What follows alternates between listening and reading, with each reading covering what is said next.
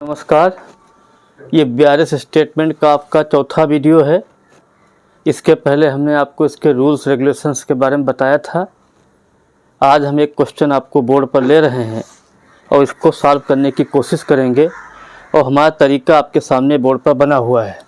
जैसे balance as per cash book, इसके लिए कोई डायग्राम नहीं बनता है क्योंकि ये शुरुआती पॉइंट होता है। नेक्स्ट लिखा है check issued but not presented for payment. तो हमने बताया था कैश बुक और पासबुक दो चीज़ें होती हैं।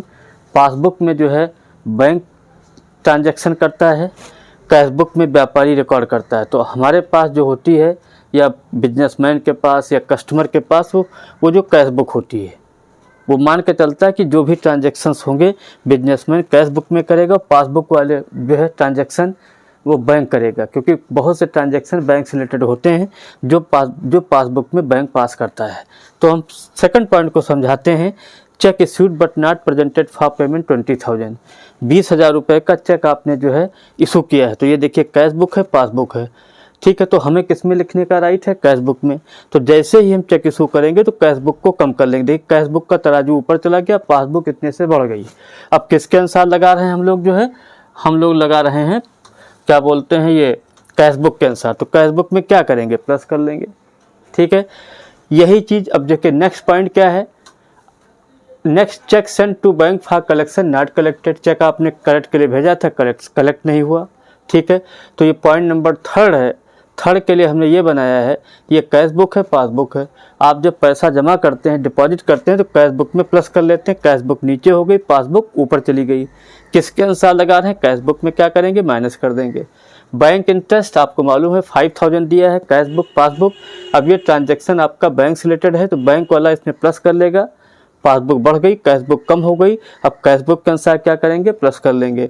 ऐसे directly amount deposited to bank, cash book, passbook है, आपने डायरेक्ट पैसा बैंक में जमा किया। तो पासबुक में आपने जो है जब डायरेक्टली जमा करेंगे तो पासबुक आपकी बढ़ जाएगी और कैश बुक क्या होगी? कम होगी। तो कैश बुक के अनुसार क्या करेंगे? प्लस कर लेंगे।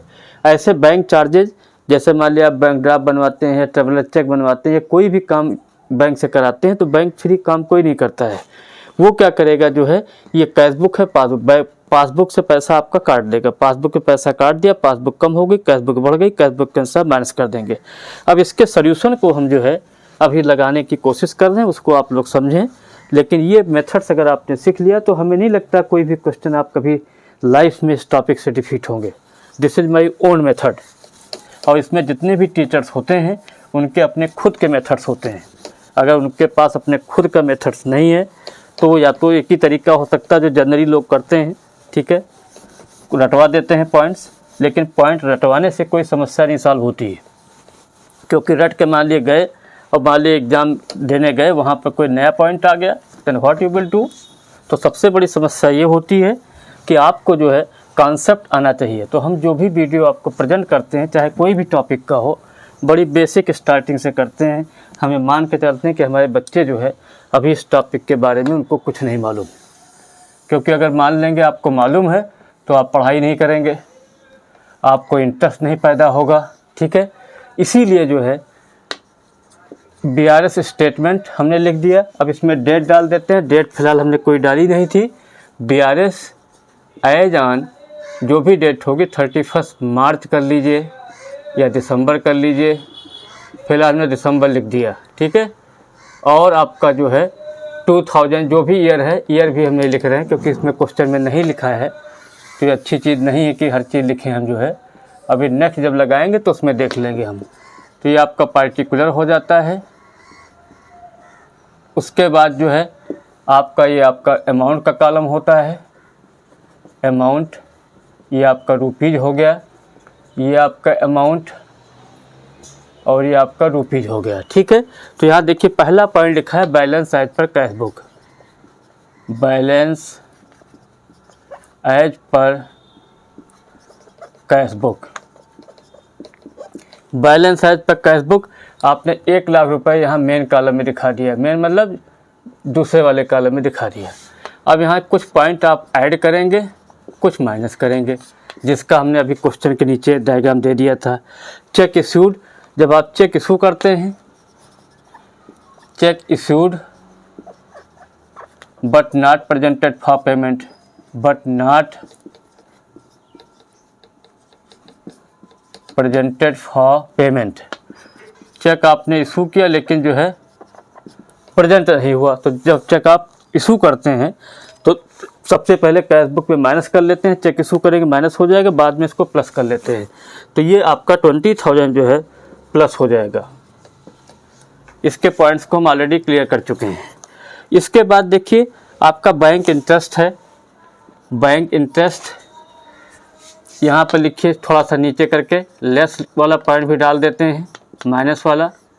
अब इसमें माइनस वाला क्या है भाई, माइनस वाले पॉइंट में जो है यहाँ पर जो आ रहा है हिसाब किताब वो ये है, cheque send to bank for collection not collected. आपने चेक भेजा तो चेक जब भेजते हैं प्लस कर लेते हैं तो माइनस करेंगे, तो यहाँ लिखिए cheque send to bank, send to bank for collection,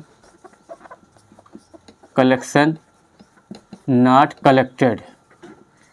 check आपका कलेक्ट नहीं हुआ, कलेक्शन के लिए आपने भेजा था, ठीक है। तो ये आपका हो जाएगा जो 30,000, ये 30,000 माइनस का आइटम हो गया। इसी प्रकार bank interest, bank interest passbook में प्लस होता तो यहाँ भी प्लस हो जाएगा, क्योंकि जब आपकी पासबुक बढ़ जाएगी तो आपका कैश बुक क्या हो गया, कम हो गया। बैंक आपके पास फ़ोन तो नहीं करेगा कि भाई ऐसा बढ़ा लीजिए, वो तो जब आप बैंक के अनुसार सोचेंगे, कैश बुक के अनुसार बैंक ट्रांजैक्शन, तो आपको कैश बुक को बढ़ाना पड़ेगा। डायरेक्टली अमाउंट डिपॉजिटेड, आपने पैसा, मान लिया आपके फादर ने पैसा दिया कि जमा कर दो जाके 20,000 रुपये, आपने उसको डायरेक्ट जाके बैंक में जमा कर दिया, कैश बुक में एंट्री करना भूल गए, तो इससे आपकी जो है पासबुक, कैश बुक, पासबुक बढ़ गई तो कैश बुक को बढ़ाना पड़ेगा। तो यहाँ लिखिए directly amount, directly amount deposited, deposited into bank. आपने डायरेक्ट बैंक में पैसा डाल दिया, कितना पैसा डाल दिया, 10,000 रुपये। भाई आपकी पासबुक बढ़ गई, सीधी बात है, तो कैश बुक बढ़ा लीजिए। बैंक चार्जेस, अब मान लीजिए आप बैंक से कोई काम कराते हैं, बैंक ड्राफ्ट बनवाते हैं, तो बैंक में बैंक वाला क्या करेगा, आपके पासबुक से पैसा कम कर देगा, ठीक है। तो पैसा जब कम कर दिया तो पासबुक आपकी जो है कम हो गई, ठीक है, और कैश बुक आपकी क्या हो गई, बढ़ गई, तो इसलिए 2,000 रुपये इसको ही माइनस करना पड़ेगा। अब इनको जोड़ लीजिए आप, इनको सबको जोड़ेंगे तो ये आपका हो जाएगा 35,000, बिल्कुल सही, 35 ये हो गया, और 1,35,000 आपका टोटल हो गया। इसके बाद जो हम लोगों को क्या करना है, what we have to do, इसको ऐड कर लीजिए, ये आपका 32,000 हो गया, ठीक है। अब इसमें से इसको घटा देंगे तो आपका 1,03,000 जो है, अब चूंकि हम लोगों ने क्वेश्चन किस पार्ट से लगाया है, तो हम लोगों ने लगाया है जो है कैश बुक से, तो आंसर किसका आएगा, पासबुक का। तो यहाँ लिख दीजिए balance as per passbook, cash book से लगाओगे तो पासबुक का हो जाएगा, पासबुक से लगाओ तो कैश बुक का हो जाएगा, ठीक है। तो ये आपका पासबुक का आंसर आ गया, ठीक है। इसको हमने इस तरह के बता दिया आपको जो है, ठीक है। अब इसको एक बार और हम कोशिश करते हैं शॉर्टेस्ट वे में। देखिए जब चेक इशू करेंगे, ये आपकी कैश बुक है, पासबुक है, चेक इशू करेंगे, कैश बुक में हमने माइनस कर लिया, कैश बुक कम हो गई, पासबुक बढ़ गई, तो कैश बुक के अनुसार क्या करेंगे, प्लस। इसीलिए देखिए हमने इस आइटम को प्लस किया है। बैंक इंटरेस्ट, ये पासबुक है, कैश बुक, बैंक ने इंटरेस्ट बढ़ा दिया, पासबुक बढ़ गई, कैश बुक कम हो गई, कैश बुक में क्या करेंगे, ऐड कर लेंगे। डायरेक्टली अमाउंट डिपॉजिटेड, ये कैश बुक है, पासबुक, आपने डायरेक्ट पैसा इसमें जमा कर दिया पासबुक में, पासबुक बढ़ गई तो पासबुक को आपको बढ़ा दिया, कैश बुक कम हो गई तो कैश बुक में क्या करेंगे, ऐड कर लेंगे। ऐसे जब आप सेंड करते हैं चेक तो कैश बुक, देखिए कैश बुक बढ़ गई, पासबुक कम हो गई, कैश बुक के साथ क्या करेंगे, डिडक्ट कर देंगे।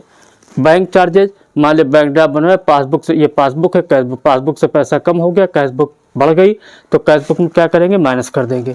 फिर इन सबको हमने ऐड कर लिया, 20 + 5 + दैट्स कम 35, इसका टोटल 135 आ गया, उसमें से घटा दिया 1,03,000।